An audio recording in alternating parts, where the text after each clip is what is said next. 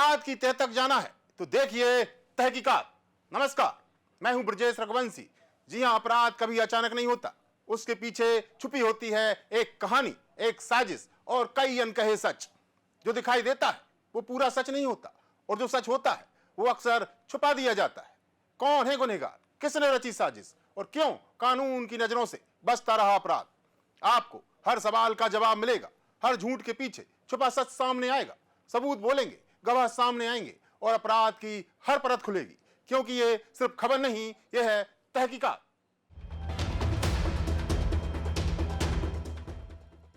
अगर आपका जूनियर या आपके डिपार्टमेंट में काम करने वाले कर्मचारी ने आपसे छुट्टी मांगी है और अगर आपने उसे छुट्टी देने से इनकार कर दिया है तो एक बार फिर से सोच लीजिए, क्योंकि गाजियाबाद में एक बैंक मैनेजर ने भी यही गलती की और उस गलती की कीमत उस बैंक मैनेजर को अपनी जान देकर चुकानी पड़ी। गाजियाबाद लोनी बॉर्डर थाना क्षेत्र के बलराम नगर स्थित पंजाब एंड सिंध बैंक, 16 मार्च सोमवार का दिन, बैंक के अंदर 1:45 बजे गोली चलती है। इससे पहले कोई समझ पाता, बैंक का मैनेजर अभिषेक शर्मा जमीन पर अचेत पड़ा था और बंदूक चलाई थी उसी बैंक के सिक्योरिटी गार्ड ने। गाजियाबाद के पंजाब एंड सिंध बैंक में सोमवार की दोपहर गोली चली। बैंक में मौजूद लोग गोली की आवाज सुनकर सख्ती में आ गए। बैंक के ही सिक्योरिटी गार्ड रविंद्र ने अपनी लाइसेंसी बंदूक से बैंक मैनेजर को गोली मार दी। गार्ड ने अभिषेक के सीधे छाती पर फायर किया, जिससे वो बुरी तरह से लहूलुहान होकर वहीं पर गिर पड़ा। वहीं रविंद्र फायर करने के बाद बैंक से निकलकर अपने एक साथी के साथ रवाना हो गया, जिसके बाद वहां मौजूद लोग आनन फानन में बैंक मैनेजर अभिषेक को उठाकर अस्पताल ले गए, पर अभिषेक को बचाया नहीं जा सका। ये पंजाब सिंध बैंक में एक दोपहर में सूचना आई थी थाना लोनी बॉर्डर में कि यहाँ के मैनेजर अभिषेक को इसी बैंक के गार्ड रविंद्र ने गोली मार दी है। उन्हें उपचार के लिए अस्पताल ले जाया गया है। अभी सूचना आई है कि उनका उपचार के दौरान मृत्यु हो गई है और गार्ड को पकड़ने के लिए हमारी टीम गठित की गई है और शीघ्र उसकी गिरफ्तारी कर ली जाएगी और पूछताछ उससे करने के उपरांत और जो तहरीर प्राप्त होगी उसके उपरांत हम लोग अन्य वैधानिक कार्रवाई करेंगे। जिस सिक्योरिटी गार्ड पर बैंक की सुरक्षा की जिम्मेदारी थी, उसी ने बैंक के मैनेजर की ऑन ड्यूटी हत्या कर दी। बताया जा रहा है कि बैंक मैनेजर और गार्ड में किसी बात को लेकर विवाद हो गया था, जिसके चलते हालात बिगड़े। किसी को भी इस बात का अंदाजा नहीं था कि गार्ड बंदूक से मैनेजर को ही गोली मार देगा। बताया जा रहा है कि गार्ड का छुट्टियों को लेकर बैंक मैनेजर से कुछ विवाद चल रहा था। ड्यूटी पर लेट आने को लेकर भी बैंक मैनेजर अभिषेक ने गार्ड को फटकार लगाई थी, मगर कौन जानता था कि गार्ड इस कदर आपा खो देगा। उस दिन बैंक का गार्ड रविंद्र हुड्डा काम से नहीं बल्कि बैंक मैनेजर की हत्या के इरादे से ही पहुंचा था। गार्ड रविंद्र बैंक के अंदर पहुंचा, उसने अपना सर्विस वेपन उठाया और बैंक मैनेजर के पास पहुंचा। दोनों में एक बार फिर छुट्टी और पैसों को लेकर झगड़ा होने लगा, जिसके बाद गार्ड ने बंदूक से सीधा बैंक मैनेजर की छाती पर गोली दागी और बंदूक लेकर बैंक से बाहर निकल गया। बाहर वो अपने साथी शीशपाल के साथ बाइक पर बैठकर फरार हो गया। उधर bank manager Abhishek Sharma bank के अंदर गोली खाने के बाद अचेत हो गया। पंजाब एंड सिंध बैंक में दिन दहाड़े कत्ल। वो बैंक में आता है, अपनी बंदूक उठाता है, बैंक का गार्ड ही गोली मारकर कत्ल कर देता है। कत्ल के बाद आराम से बाहर निकल जाता है। गाजियाबाद में बैंक मैनेजर की ऑन ड्यूटी हत्या। छुट्टी नहीं दी तो मैनेजर की छाती में दागी गोली। बैंक को सबसे सुरक्षित स्थानों में एक माना जाता है। वहां एक बैंक मैनेजर की ऑन ड्यूटी हत्या हो जाती है और हत्या करने वाला खुद सुरक्षा कर्मी है। जाहिर तौर पर यह कोई साधारण घटना नहीं है। 45 साल का रविंद्र हुड्डा 2018 में आर्मी से रिटायर्ड हुआ था। बागपत के मंसूरपुर क्षेत्र के रहने वाले रविंद्र की 3 महीने पहले ही एजेंसी के जरिए पंजाब एंड सिंध बैंक में गार्ड की नौकरी लगी थी। 3 बच्चों का पिता रविंद्र हुड्डा शराब का आदी था और आए दिन शराब के नशे में झगड़े फसाद करता था। गार्ड रविंद्र को मैनेजर अभिषेक शर्मा ने डांट लगाई थी। बैंक कर्मियों के मुताबिक रविवार को छुट्टी के बाद वो सोमवार के दिन भी ड्यूटी पर नहीं पहुंचा। मैनेजर ने ड्यूटी पर ना आने का कारण पूछते हुए उसे डांट लगाई, जिस पर गार्ड ने इमरजेंसी का बहाना बनाया और कहा कि आज ड्यूटी पर नहीं आ पाऊंगा। लेकिन बैंक मैनेजर अभिषेक शर्मा ने कहा कि तुरंत बैंक आओ। बस इसी के बाद रविंद्र गुस्से में आग बबूला हो गया और उसने मैनेजर की जान ले ली। एक आदमी जा रहा था इधर से, वो बंदूक हाथ में ले रहा है। अच्छा। और वो जहाँ वो मेन रोड है उस पर जाके फिर बाइक खड़ी थी, उसको बैठ गया। अच्छा, बंदूक क्या कुछ कैसे कपड़े पहन रखे थे? पजामा था, कुर्ता था, सिर के ही वो बांध रखा था बहुत सारा। बिल्कुल बांध रखा था। हाँ, बंदूक हाथ में थी? हाथ में थी। अच्छा, तो तेज कैसे आपने यहाँ से निकला था बैंक से? बैंक से निकला, हम तो जब आए थे, जब बैंक का सीआरएन बजना शुरू हुआ। कितने बजे की घटना हुई? कितने ये बजे? लगभग ऐसे समझो कोई 1:30-2। 1:30-2 बजे। अच्छा, उसके बाद फिर यहाँ पे आपने जानकारी ली? जानकारी ली, अंदर गेट जाने नहीं दिया, फिर मैनेजर साहब ले गए वो बाइक पे बैठा के। मैनेजर को? हाँ। गोली कहाँ पे लगी? कैसी यहाँ थी? लगी। 34 साल का बैंक मैनेजर अभिषेक शर्मा बिहार में पटना के लखीपुर का रहने वाला था और 2025 से वो अपनी पत्नी के साथ गाजियाबाद में किराए के कमरे में रह रहा था। उस दिन जब बैंक के अंदर वारदात हुई तब बैंक के अंदर 5 स्टाफ के लोग मौजूद थे। बैंक स्टाफ के लोग ही मैनेजर को बाइक से दिल्ली के गुरु तेग बहादुर अस्पताल लेकर जा रहे थे, लेकिन रास्ते में ही अभिषेक ने दम तोड़ दिया। हत्यारे रविंद्र का कहना है कि उसने शनिवार के दिन ही सोमवार की छुट्टी के लिए बोलकर गया था, पर सोमवार को मैनेजर ने रूखे अंदाज में सीधा बैंक आने को कहा। हुड्डा का कहना है कि उसने 21 साल बॉर्डर पर सेवाएं दी और उससे उम्र में 14 साल छोटा बैंक मैनेजर उससे तू तड़ाक करता था। वही बैंक कर्मचारियों का कहना है कि अभिषेक मिलनसार थे। दरअसल गार्ड रविंद्र हुड्डा ही गुस्सैल किस्म का था और रही बात सैलरी बढ़ाने या छुट्टी की तो उसका बैंक मैनेजर से कोई लेना देना नहीं था। वो जिस एजेंसी से आए थे वो उसकी जिम्मेदारी थी। खैर, 34 साल के बैंक मैनेजर अभिषेक शर्मा पिता बनने वाले थे, जिनकी हत्या के जुर्म में गिरफ्तार रविंद्र हुड्डा खुद 3 बच्चों का पिता है, जो अब सलाखों के पीछे है। कि कुछ उससे कहा सुनी थी, आज वो बैंक में आया नहीं था अपनी ड्यूटी पर और मैनेजर से कुछ कहा सुनी है। उसके दौरान उसके द्वारा गोली मारना जाना बताया जा रहा है। बाकी उससे मिलने के बाद पूछताछ के उपरांत ही सारी स्थितियाँ क्लियर हो पाएंगी। बंदूक सर अंदर थी या वो साथ लेकर आया था पहले? नहीं, बंदूक यहाँ पर जमा थी जी। और वो बंदूक वहाँ से वापस लेकर के फिर उनसे बातचीत हुई। उसी दौरान सर कितने लोग थे साथ में? अभी तो उसी का नाम आया प्रकाश में, बाकी हम लोग और छानबीन कर रहे हैं और अगर कोई इसमें होगा तो उसका भी तो उसको हम लोग क्या कुछ वजह रहेगी पूरी हत्या करने की? जैसा कि मैंने आपको बताया कि उनसे कुछ कहा सुनी है, उसी के दौरान उसके द्वारा गोली चलाई गई है। अब बाकी अभी छानबीन के उपरांत ही पता चलेगा। हम लोग छानबीन कर रहे हैं, विवेचना कर रहे हैं।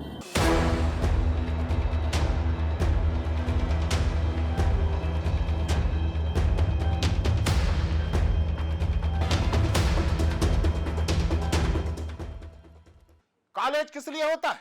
जाहिर है आप कहेंगे पढ़ाई करने के लिए, उच्च शिक्षा पाने के लिए, जिम्मेदार और काबिल बनने के लिए। लेकिन वाराणसी में तो उल्टी गंगा बह रही है। यहाँ छात्र पढ़ाई छोड़कर लड़ने भिड़ने में ज्यादा मगन है। इनकी भाषा सड़क छाप गुंडों जैसी है और हरकतें गैंगस्टर जैसी, जो अपना वर्चस्व जमाना चाहते हैं। वाराणसी में कॉलेज का एक छात्र इसी वर्चस्व की लड़ाई की बलि चढ़ गया। वाराणसी का उदय प्रताप कॉलेज, जहां शुक्रवार की सुबह एक ऐसी घटना हुई जिसने सबको हिला दिया, जिसके चलते एक छात्र जेल पहुंच गया, एक परिवार ने अपना बेटा खो दिया और अब कॉलेज की प्रतिष्ठा दांव पर है। ये वीडियो वहां खड़े एक स्टूडेंट ने रिकॉर्ड किया है। लोग दहशत में थे, अपनी आंखों पर विश्वास नहीं कर पा रहे थे। आखिर किस तरह उनकी आंखों के सामने एक छात्र कॉलेज के क्लासरूम के ठीक बाहर एक दूसरे छात्र पर गोलियां बरसाता रहा।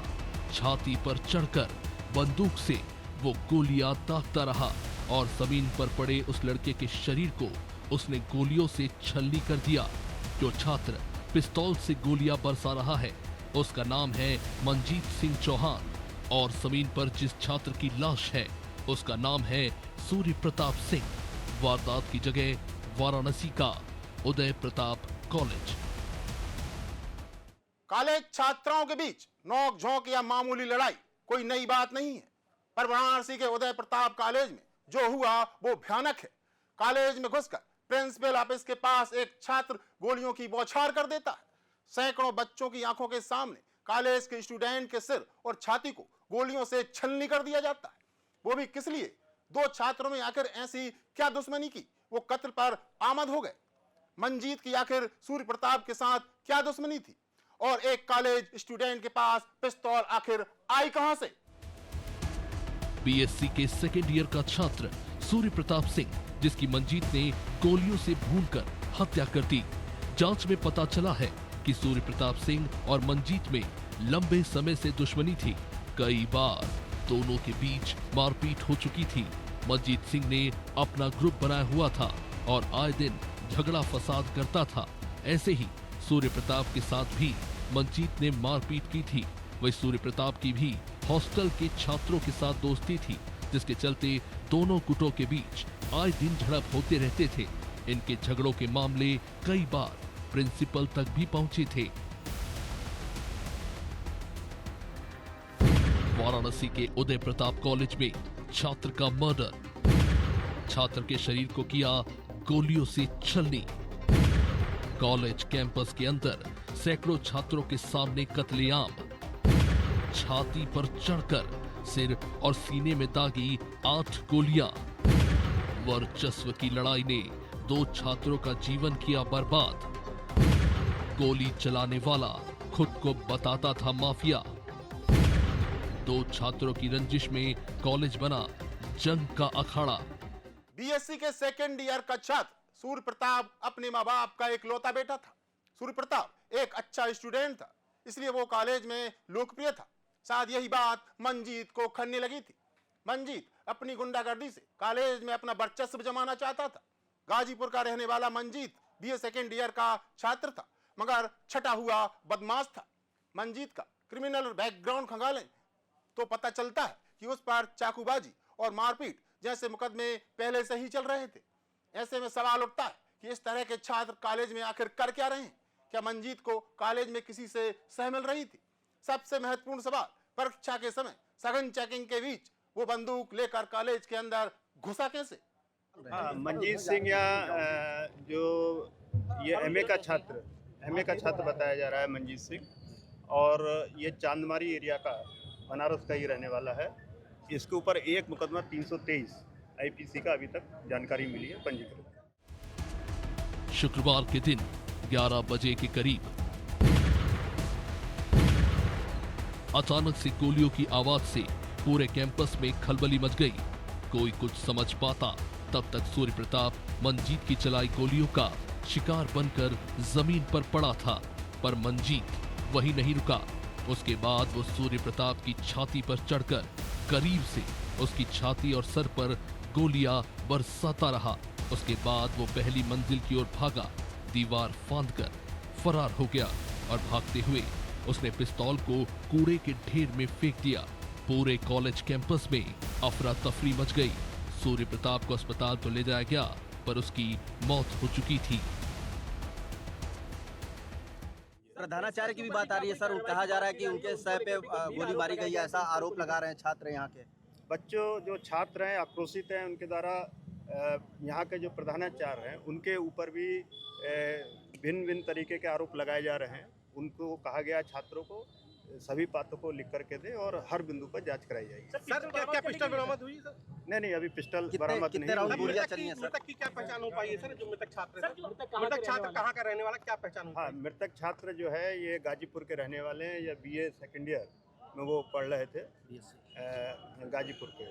बताया जा रहा है कि सूर्य प्रताप हॉस्टल में सीनियर्स को बुलाता था और जूनियर छात्रों की रैगिंग ली जाती थी। इस बात की शिकायत मंजीत ने प्रिंसिपल से कर दी। शुक्रवार के दिन प्रिंसिपल ने दोनों को तलब किया था। उसके बाद इसी बात को लेकर दोनों में झगड़ा हो गया। मंजीत ने गुस्से में आस्तीन चढ़ा ली तो सूर्य प्रताप ने गाली देते हुए मंजीत की कॉलर पकड़ ली। तब तो दोस्तों ने बीच बचाव कर रोक लिया, पर मंजीत गुस्से में कॉलेज से निकल गया। उसने अपने दोस्तों को बुलाया पर कोई नहीं पहुंचा। मंजीत ने अकेले ठेके पर शराब पी और फिर वो पिस्तौल लेकर वापस कॉलेज पहुंच गया और सूर्य प्रताप को देखते ही उस पर गोलियां बरसाने लगा। स्कूल के प्रिंसिपल हैं, वो इनकी बात नहीं मानते हैं और पहले भी कई बार जो स्टूडेंट्स हैं उनके साथ इनका वाद विवाद रहा है, उसी चीज़ को इन लोगों ने लिखित ज्ञापन के रूप में दिया है। इसको हम लोग जो चैनल है, चैनल के तहत जो शासन को उसको भेजेंगे। सर क्या कुछ अपडेट है? जो मुख्य डिमांड वो जो है वो यही है कि जो इनके स्कूल के प्रिंसिपल हैं, जो प्रॉक्टर हैं, उनके खिलाफ जो पहले से भी काफ़ी यहाँ पे वो रहे हैं, आपस में इनका समन्वय कम रहा है, उसी चीज़ को लेके वो चाह रहे हैं कि यहाँ से प्रिंसिपल को हटाया जाए। बस यही ज्ञापन है। हत्या जिन्होंने की, क्या उसमें कुछ अपडेट आया अभी? देखिए, हमने जो तहरीर प्राप्त हुई थी उसमें मुकदमा दर्ज कर लिया है, हमारी टीमें लगी हुई, जल्दी हमें सफलता मिलेगी। कोई सीसीटीवी नहीं मिला है आप लोगों को मौके? जो मौके पे जो हमारे फॉरेंसिक की टीम थी, जो हमारे जो क्राइम जो जितने भी जो फॉरेंसिक इन्वेस्टिगेशन के जो पार्ट हैं उसको हम लोगों ने कब्जे में ले लिया है। उसमें डीवीआर भी है और जितने भी वहाँ पे कारतूस मिले हैं, जो भी चीज़ें हैं उसको हम लोगों ने कब्जे में ले लिया है। उसका भी हम लोग विवेचना में उसको सम्मिलित करेंगे। जो हमें फॉरेंसिक की टीम जो हमने पूरा वहाँ सर्च भी करा तो 4 उसमें मिले हैं। सूर्य प्रताप की हत्या के बाद मंजीत को लगा कि मेन गेट से गया तो वो पकड़ा जाएगा, इसलिए उसने दीवार से छलांग लगा दी, लेकिन इसके कारण उसका पैर टूट गया। जैसे तैसे उसने रोड पर पहुंचकर ई रिक्शा की मदद से वहां से निकल गया और फिर फोन बंद कर लिया, पर वो ज्यादा देर तक पुलिस से बच नहीं सका। इधर सूर्य प्रताप की हत्या के बाद कॉलेज में बवाल मच गया, छात्रों ने तोड़फोड़ शुरू कर दी। पथराव के बीच कॉलेज के कई प्रोफेसर भी घायल हो गए। बाद में पुलिस ने छात्रों को खदेड़ा और पूरा इलाका छावनी में तब्दील हो गया।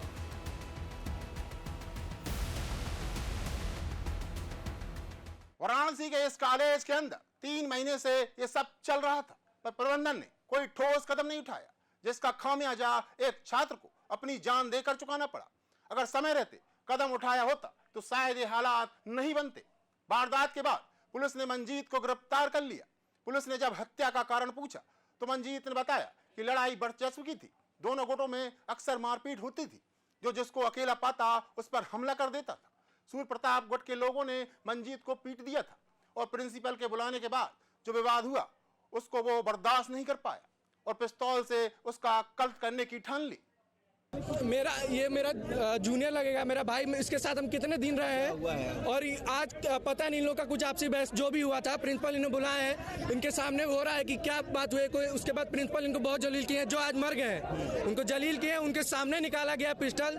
मंजीत चौहान जिनका नाम है, 4 गोली मारा गया है और उनकी डेथ हो चुकी है। मंजीत कहाँ के रहने वाले थे? मंजीत यहीं इधर कहीं का रहने वाले, हमको पूरा उनका चांदमारी बसई, गोली मारा है, उनका नाम मंजीत चौहान है। अच्छा, वो क्या अपराधी वो है? अपराधी का नहीं पता मुझे, लेकिन वो पिस्टल लेके चल रहा है तो यानी हाँ इसी कॉलेज का वो छात्र है। सारी घटना प्रिंसिपल के सामने हुई है। प्रिंसिपल वहाँ से जैसे गोली चली वहाँ से मार के भाग गए हैं। कुछ रंजिश पुरानी थी? कुछ पुरानी रंजिश नहीं थी, कुछ नहीं। वहाँ पे प्रिंसिपल आके आपके एक बच्चे की तरह डांट रहे हैं। प्रिंसिपल अगर बच्चे की तरह डांट रहे हैं तो उसके जिम्मेदारी भी प्रिंसिपल लेते हैं। प्रिंसिपल के सामने गोली मार दी गई है, प्रिंसिपल वहाँ से भाग गए, अपनी जान बचा के उसकी जान चली गई। अभी यहाँ पे किसी और का छात्र होता है या आप लोग के बेटे होते हैं, हम लोग के कोई फैमिली होता है, वहाँ पे क्या करते हैं? वो वहाँ पे भागते कि अपनी जान बचाते हैं। टीचर समझा रहे हैं, कोई वहाँ पे नहीं है, कोई भगा दिए सब। मंजीत सिंह ने सूर्य प्रताप को जिस पिस्टल से गोली मारी वो अवैध थी। इसे उसने 2 साल पहले किसी से भदोही से खरीदा था। इस पिस्टल से वो अक्सर लोगों को धमकाता था। पोस्टमार्टम में पता चला कि सूर्य प्रताप को मंजीत ने 8 गोलियां मारी थी, जिसमें से 4 सर पर और बाकी 4 सीने और पेट में जा लगी। जाहिर है सूर्य प्रताप का बचना मुमकिन नहीं था। आरोपी मंजीत बिगड़ैल युवाओं की गैंग का लीडर है, जो अपने नाम के साथ माफिया लिखता है। ये भी सामने आया है कि मंजीत सोशल मीडिया पर 1818 नाम से एक गैंग चलाता है। बिगड़ैल युवाओं की गैंग में ये सभी बाइकर्स हैं। मंजीत इन बिगड़ैल युवाओं की गैंग का लीडर है, जो अपने नाम के साथ माफिया लिखता था। करियर बनाने के बजाय मंजीत का खुद को माफिया के रूप में स्थापित करने का पागलपन ही उसे ले डूबा और आखिर में उसके साथ वही हुआ जो एक माफिया के साथ होता है, जेल। तो आज आपने देखा जुर्म का चेहरा, हमने सच दिखाया है, क्योंकि अपराध चाहे कितना भी ताकतवर क्यों ना हो, सच उससे कहीं ज्यादा खतरनाक होता है। ये कहानी यहीं खत्म नहीं होती, ये लड़ाई अभी जारी है। अगली तहकीकात में एक और मामला, एक और साजिश और एक और सच की तह तक जाएंगे। तो देखते रहिए तहकीकात।